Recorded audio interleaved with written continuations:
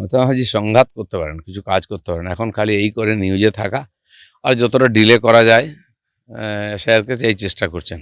এতে কার কি লাভ হবে? উনি বুঝতে পারছেন যে যত ভুয়ো ভোটার ছিল সব ছাঁটাই হয়ে যাবে, তো ওনার পক্ষে জেতা মুশকিল হয়ে যাবে, সেজন্য শেষ চেষ্টা করছেন। কিন্তু ওই ঝগড়া লড়াই করে কিছু করতে পারে, যে কোনোভাবে ওনাটাকে লটকাবার চেষ্টা করছেন যাতে দেরি হয়, ডিলে হয়। তো ঠিক আছে, যা যা প্রশ্ন আছে সে উত্তর তো ওরা দিচ্ছে, এবং সুপ্রিম কোর্ট যা বলে সেটাও নির্বাচন কমিশন মেনে করছেন। কিন্তু এসআইআর তো কমপ্লিট করতে হবে, উনি সেটা করবেন না, খেলবেন না, খেলতে দেবেন না।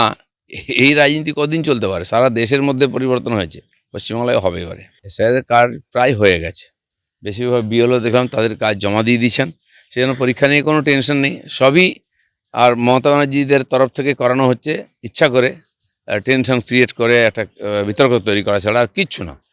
পরীক্ষার মতো হবে, এসআইআর আগেই কমপ্লিট হয়ে গেছে। দেখুন, পশ্চিমবাংলায় এই গোষ্ঠী সংঘর্ষ, সিন্ডিকেট রাজ, মাফিয়া রাজ, মারপিট, গুলিবন্দুক নতুন কিছু না। পুলিশ প্রত্যেকটা এই গুন্ডাদেরকে চেনে, আর তাদের সঙ্গে এদের স্বার্থ জড়িয়ে আছে। পুরো পার্টিটা এদের উপরে দাঁড়িয়ে আছে, সরকার এদের উপরে দাঁড়িয়ে আছে। পুলিশ প্রশাসনের কাজ হচ্ছে এইসব তোলাবাজি করা আর তোলাবাজিদেরকে সামলানো, তাদের গায়ে যেন ঢিল না পড়ে।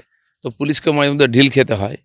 এটা মোটামুটি একটা শেষ পর্যায়ে চলে এসছে, টিএমসির বিসর্জনের সময় এসে গেছে।